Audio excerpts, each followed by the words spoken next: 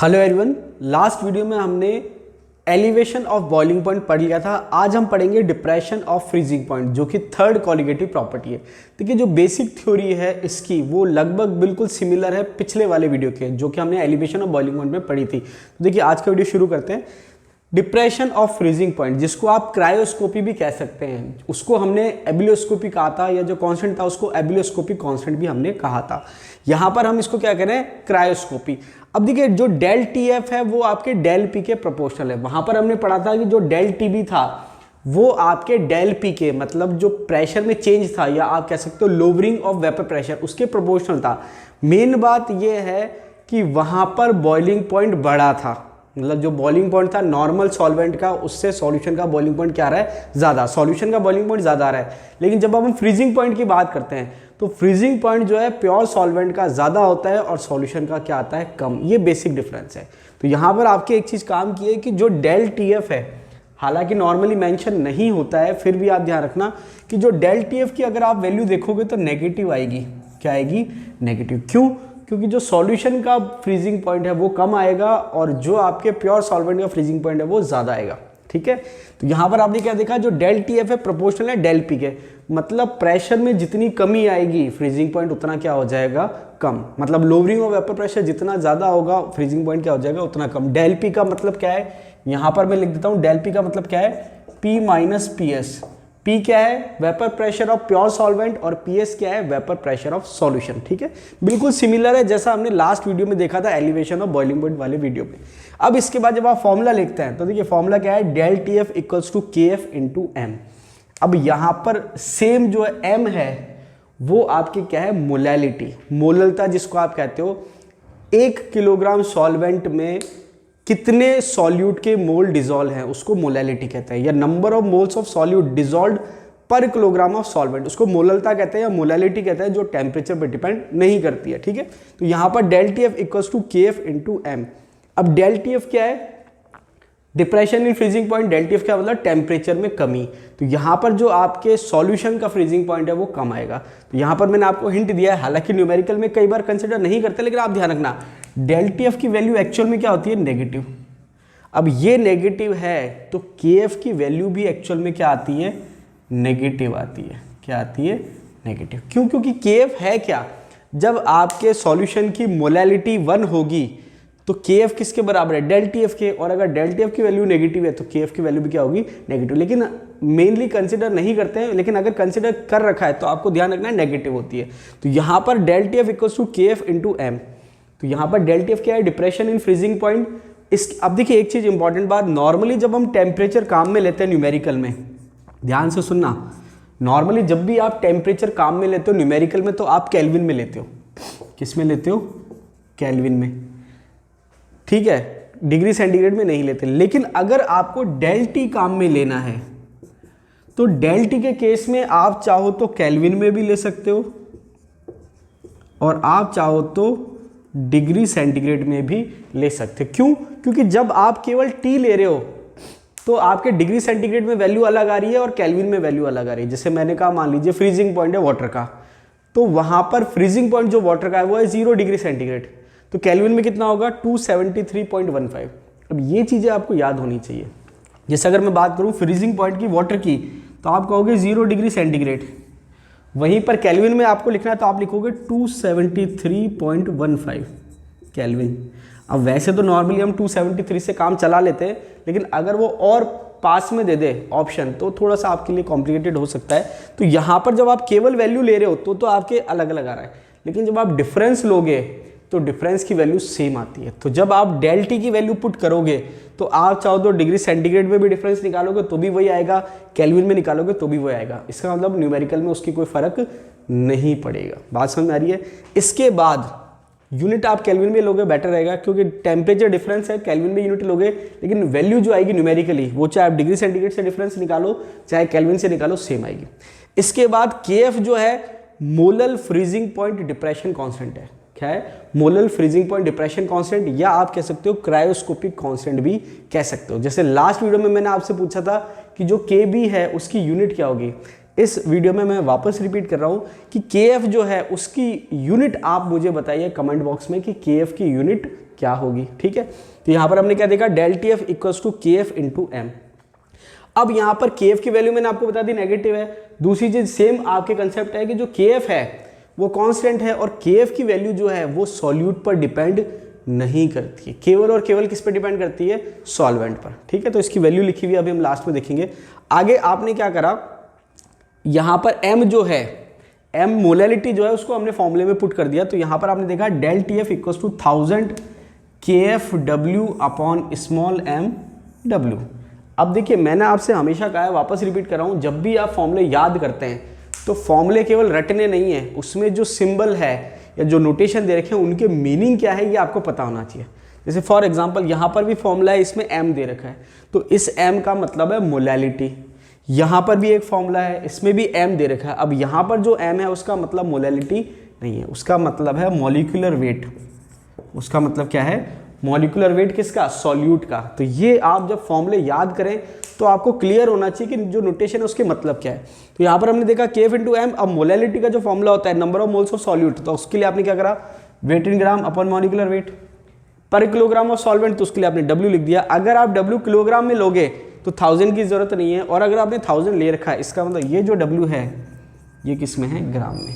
No doubt ये वाला W किस में होगा, ग्राम में। तो ये कंसेप्ट आपके क्लियर होने चाहिए। तो ये भी आपके सेम फॉर्मूला है, अगर आपको मोलैलिटी का फॉर्मूला पता है तो आप इस फॉर्मूले को उस पर कन्वर्ट कर सकते हो। ठीक है, आगे देखते हैं। देखिए जैसे लास्ट वीडियो में हमने देखा था, इस वीडियो में मैं आपको बताता हूँ कि जो कांस्टेंट है के एफ, इसके रिलेशन दे रखे हैं, एक तो लेटेंट हीट ऑफ फ्यूजन से और एक है आपके हीट ऑफ फ्यूजन से। तो यहाँ पर आपको बहुत ज़्यादा न्यूमेरिकल नहीं आएगा, डायरेक्ट कोई फॉर्मूला भी नहीं था आज तक नहीं पूछा है, लेकिन रिलेशन पूछ सकता है। रिलेशन क्या पूछा, देखिए अब आप पढ़ ही रहे हैं तो फॉर्मूला याद कर लीजिए। तो फॉर्मूला क्या है, K F equals to R T F square upon 1000 L F. R क्या है, गैस कांस्टेंट, टी एफ क्या है, फ्रीजिंग पॉइंट। टी एफ क्या है, फ्रीजिंग पॉइंट किसका, सॉल्वेंट का, और एल एफ जो है वो है लेटेंट हीट ऑफ फ्यूजन। तो यहाँ पर रिलेशन क्या है कि जो के एफ है और एल एफ है वो इन्वर्सली प्रोपोर्शनल है, मतलब अगर एल एफ ज़्यादा होगा तो के एफ की वैल्यू क्या होगी, कम। दूसरा फॉर्मूला दे रखा है K F equals to M R T F square upon 1000 del H F. तो ये है लेटेंट हीट ऑफ फ्यूजन, जिसको आप हिंदी में गुप्त ऊष्मा कहते हो।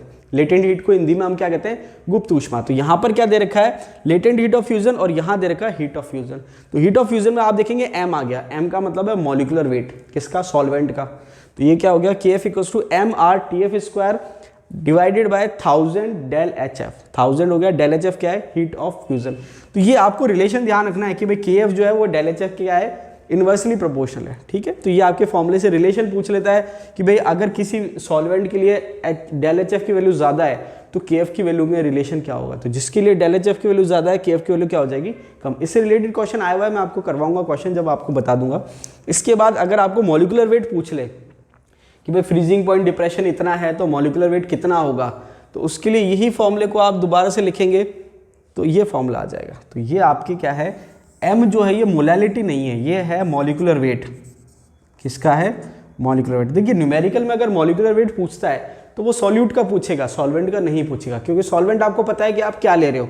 तो जब सॉल्वेंट आपको पता है आप क्या ले रहे हो तो आपको उसका मॉलिक्यूलर वेट भी क्या होगा, पता होगा। यहाँ पर जो मॉलिक्यूलर वेट हम निकाल रहे हैं वो किसका निकाल रहे हैं, सॉल्यूट का। किसका निकाल रहे हैं, सॉल्यूट का, जिसको आप विलय कहते हो हिंदी में। तो यहाँ फॉर्मूला क्या हो गया, अब देखिए ये m यहाँ से यहाँ आ गया और ये डेल टी एच एफ कहाँ आ जाएगा, नीचे। तो ये क्या हो गया, 1000 K F W upon del T F W. ये किस में है, ग्राम में। वापस से बताता हूँ, ये ग्राम में है और ये भी किस में है, ग्राम में। के एफ की जो यूनिट है वो आप मुझे कमेंट बॉक्स में कमेंट करके बताइए कि के एफ की यूनिट क्या होगी। अब देखिए अभी तक जो हमने पढ़ा वो तो कॉमन था, मतलब सब जगह आपको मिल जाएगा। अब एग्जाम में क्या आता है, एक न्यूमेरिकल आता है।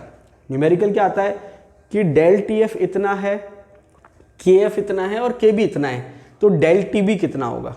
या फिर वो क्या करता है, डेल टी बी इतना है, के एफ इतना है, के बी कितना है, डेल टी एफ क्या होगा। तो वहां पर वो डेल टी एफ और डेल टी बी को कोरिलेट करके न्यूमेरिकल पूछता है। तो ये फॉर्मूला नॉर्मली बुक में आपको नहीं मिलेगा, मैं यहाँ बता देता हूँ। यहाँ पर ये फॉर्मूला आपके काम का, न्यूमेरिकल्स पे पूछे जा चुके हैं। ठीक है, जरूरी नहीं है आरपीएससी ने डिफरेंट एग्जाम में पूछे जा चुके हैं, मैं आपको एग्जाम में क्वेश्चन बताऊंगा क्या आया हुआ है, तो उससे आपको और क्लियर हो जाएगा। तो ये सिंपल सा फॉर्मूला है, del T B upon del T F equals to K B upon K F. इसको आप कैसे कह सकते हो कि भाई डेल टी एफ के सामने क्या आ रहा है, के एफ आ रहा है, तो यहाँ पर डेल टी एफ के सामने के एफ और डेल टी बी के सामने के बी। ये सिंपल सा फॉर्मूला है। अब ये क्या है, 4 वैल्यू हो गई इसमें, del T F, del T B, K F और के बी। तो ये जो 4 वैल्यू दे रखी है इसमें से वो 3 देगा। नॉर्मली ये तो देता ही देता है, के बी और के एफ देता ही देता है। अब जो डेल टी बी और डेल टी एफ है उसमें से एक देगा और एक पूछ लेगा, तो आप 4 में से 3 की वैल्यू रखोगे, चौथी आपको आसानी से मिल जाएगी। तो ये न्यूमेरिकल एग्जाम में आता है, क्योंकि ये फॉर्मूला कॉमन नहीं है, बुक्स में नॉर्मली नहीं मिलता है, इसलिए इंपॉर्टेंट है।